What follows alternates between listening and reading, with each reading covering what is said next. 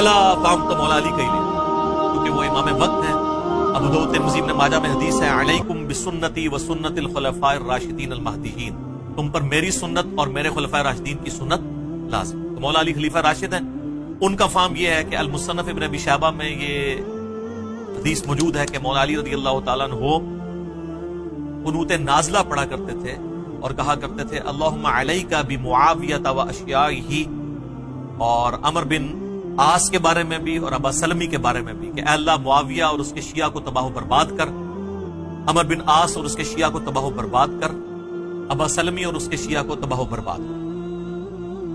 اور ایک اور حدیث ہے المصنف ابن ابی شیبہ کے اندر کہ مولا علی سے جب اہل صفین کے بارے میں پوچھا گیا تو انہوں نے کہا کہ میں اللہ سے امید کرتا ہوں کہ اللہ تعالیٰ ان کو معاف کر دے گا۔ امید کیا ہے؟ حضرت علی نے تو فیصلہ نہیں کرنا، وہ تو اللہ نہیں کرنا۔ پھر معاملہ میرے اور معاویہ کے درمیان اللہ کی عدالت میں طے پائے گا۔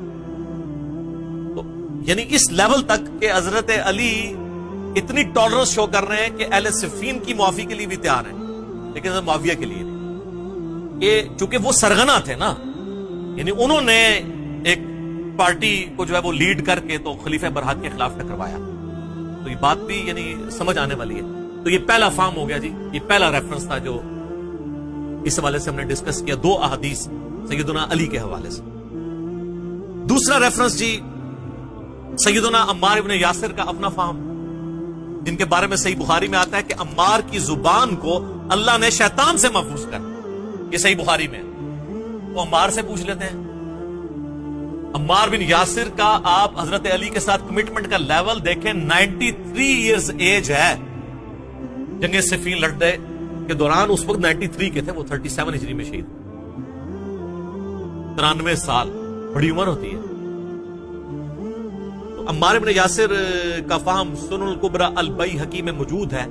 جب ان سے پوچھا گیا اہل شام کے بارے میں، یعنی یہ جو حضرت معاویہ کی جماعت ہے امیر شام کی، تو انہوں نے کہا کہ یہ نہ کہو کہ اہل شام نے کفر کیا، اس سے کم از کم رافضیت کا رد ہو گیا، جو حضرت معاویہ یا ان کی جماعت کو سمجھتے ہیں کہ وہ کافر ہیں، اور اس بغاوت کو وہ دین کی بغاوت اس حوالے سے سمجھتے ہیں کہ وہ سمجھتے ہیں شاید نعوذ باللہ انہوں نے اسلام اتار کے پھینک دیا تھا۔ نہیں، اسلام میں وہ تھے، مسلم تھے، پولیٹیکلی انہوں نے معاملوں کو مس ہینڈل کیا، وہ بھی غلط ہے۔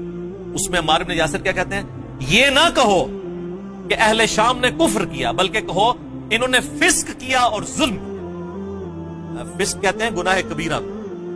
عمار بن یاسر کہہ رہے ہیں کہ اہل شام جو ہیں، اہل صفین، یہ فاسق بھی ہیں اور ظالم بھی ہیں، یعنی بڑے مجرمین ہیں، کافر۔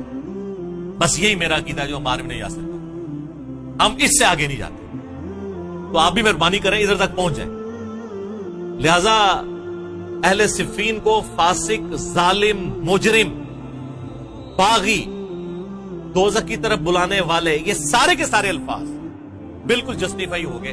عمار بن یاسر کا فام بھی، سلف کا فام بھی آ گیا۔ اب کوئی عمار بن یاسر کے فام کو چھوڑ کے کوئی ریالوں والے مولوی کے فام کو اپنا فام مان رہا ہے تو اس کی اپنی قسمت ہے۔ اور یہ ریال آج کا ایشو نہیں ہے، بنو امیہ اور بنو عباس کے دور میں بھی علماء ظاہر ہے جی کوڑوں سے اور پھانسیوں سے ڈرتے تھے، سیدھی سی بات۔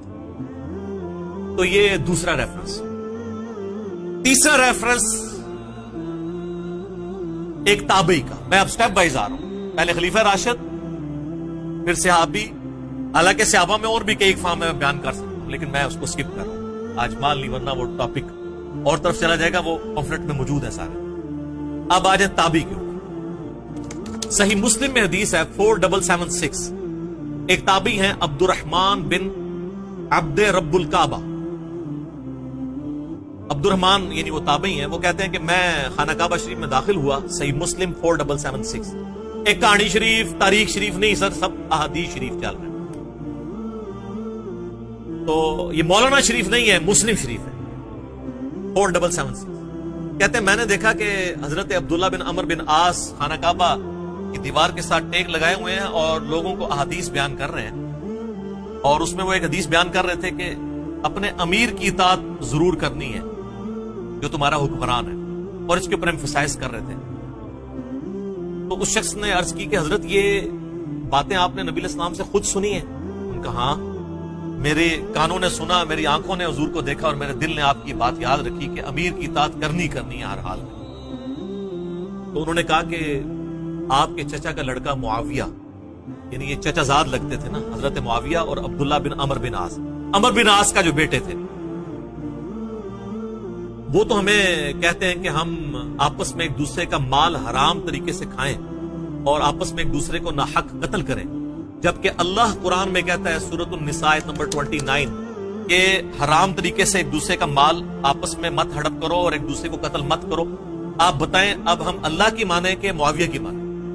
اب یہ ظاہر ہے بڑی ایک سخت بات تھی، تو حضرت عبداللہ بن عمر بن عاص نے تھوڑی دیر تک خاموشی اختیار کی اور پھر سر اٹھا کے کہا کہ معاویہ کی اطاعت کرو ان کاموں میں جس میں وہ اللہ کی اطاعت کے اندر تمہیں حکم دے، اور معاویہ کی نافرمانی کرو ان کاموں میں جس میں وہ اللہ کی نافرمانی کا حکم، اور یہی عقیدہ مسلمان کا ہوتا ہے۔ بخاری اور مسلم دونوں میں حدیث ہے، مولا علی کہتے ہیں نبی علیہ السلام نے فرمایا کہ مخلوق کی اطاعت صرف معروف کے اندر ہے، اللہ کی اطاعت کے اندر ہے۔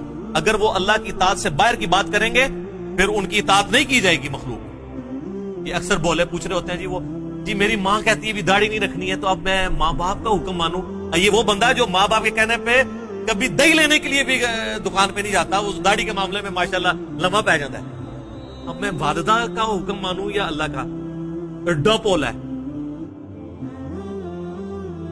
اللہ اور اس کے رسول کی اطاعت پہلے نمبر پہ۔ یہ جو بخاری مسلم کی حدیث ہے، تم مومن ہی نہیں ہو سکتے جب تک کہ میں تمہارے ماں باپ، اولاد اور تمہاری اپنی جان سب سے بڑھ کے تمہیں عزیز نہ ہو جاؤں۔ اس کا مطلب یہی تو ہے کہ اللہ اور اس کا رسول ٹاپ پرائورٹی ہونے چاہیے، عز و جل و صلی اللہ علیہ وآلہ وسلم۔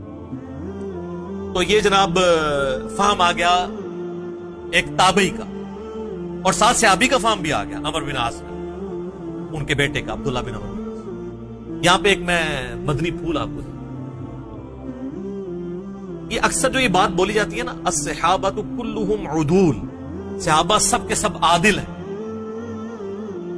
اس کا وہ مطلب نہیں جو آپ کو بریلوی دیوبندی اہل حدیث کے مولوی پڑھاتے ہیں یا ان کے بزرگ۔ ورنہ یہاں پہ عبداللہ بن عمر بن عاص کو صحیح مسلم 4776 نمبر حدیث میں کہنا چاہیے تھا الصحابۃ کلھم عدول، سارے صحابہ عدل کرنے والے ہیں۔ تو تم یہ کہہ رہے ہو کہ یہ حرام خوری کا حکم دیتا ہے اور قتل ناحق کا حکم دیتا ہے، یہ کیسے ہو سکتا ہے؟ الصحابۃ کلھم عدول، یہ نہ کوئی آیت ہے نہ کوئی حدیث ہے، یہ ایک سلوگن کے طور پہ جملہ محدثین کے ہاں پایا جاتا ہے کہ روایت حدیث میں تمام صحابہ عادل ہیں، کیونکہ یہ چیز جان پھٹک ہو چکی ہے کہ صحابہ کرام سے مختلف قسم کی غلطیاں ضرور ہوئیں بحیثیت انسان، آپ اس کو اجتہادی خطائی کہہ لیں، لیکن رسول اللہ پہ کبھی انہوں نے جھوٹ نہیں مانا، کیونکہ نبی علیہ السلام نے اس گناہ کی سنگینی اس قدر راسخ کی تھی ان کے اندر۔ بخاری مسلم میں پہلی حدیث ہی مولا علی سے ہے، بخاری میں بھی، کہ میری طرف کوئی ایسی بات منسوب نہ کرنا جو میں نے نہیں فرمائی ورنہ اپنا مقام دوزخ میں دیکھ لوں۔ اب یہ بات اس طریقے سے نبی علیہ السلام نے راسخ کی تھی کہ بڑے بڑے جرم بھی ہوئے لوگوں سے، لیکن حدیث کسی نے نہیں کڑی صحابہ کرام سے۔ اسی لیے کہا جاتا ہے الصحابۃ کلھم عدول، روایت حدیث میں سارے صحابہ عدول ہیں۔ کوئی نہیں بتا سکتا کہ حضرت معاویہ نے کوئی حدیث گھڑی ہو اپنی شان میں یا حضرت علی کو نیچا کرنے، نہیں، not at all۔